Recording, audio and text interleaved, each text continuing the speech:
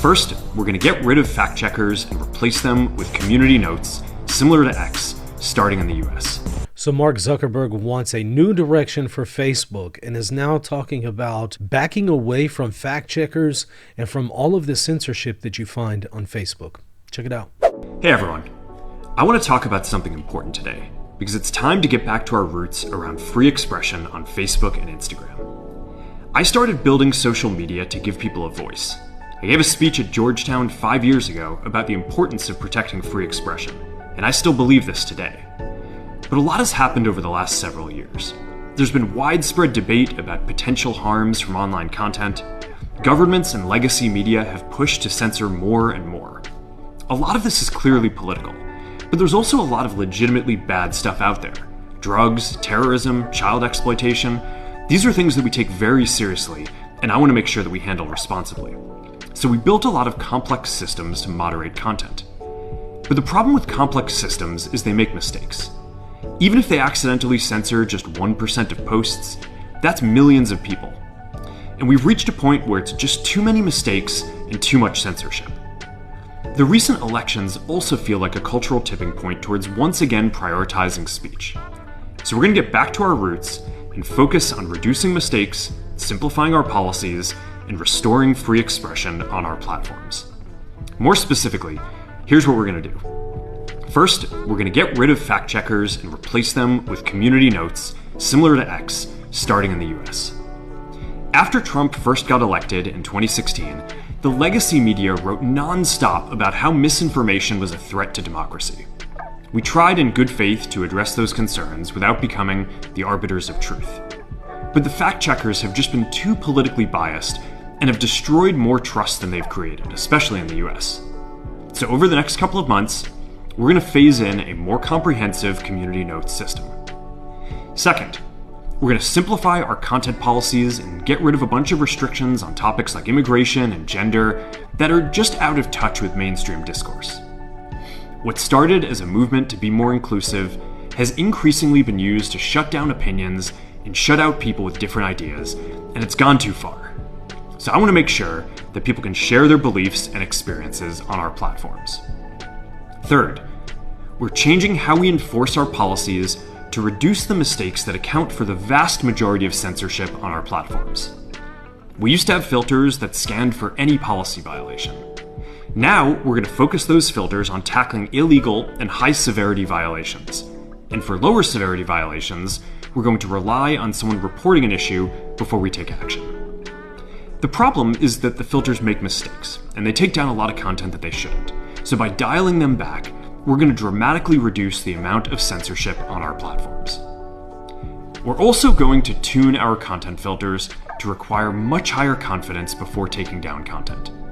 The reality is that this is a trade-off. It means we're going to catch less bad stuff, but we'll also reduce the number of innocent people's posts and accounts that we accidentally take down. Fourth, we're bringing back civic content. For a while, the community asked to see less politics because it was making people stressed. So we stopped recommending these posts. But it feels like we're in a new era now, and we're starting to get feedback that people want to see this content again.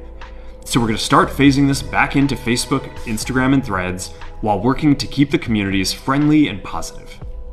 Fifth, we're going to move our trust and safety and content moderation teams out of California, and our US-based content review is going to be based in Texas.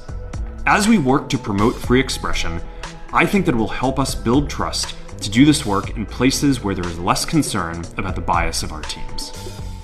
Finally, we're going to work with President Trump to push back on governments around the world that are going after American companies and pushing to censor more.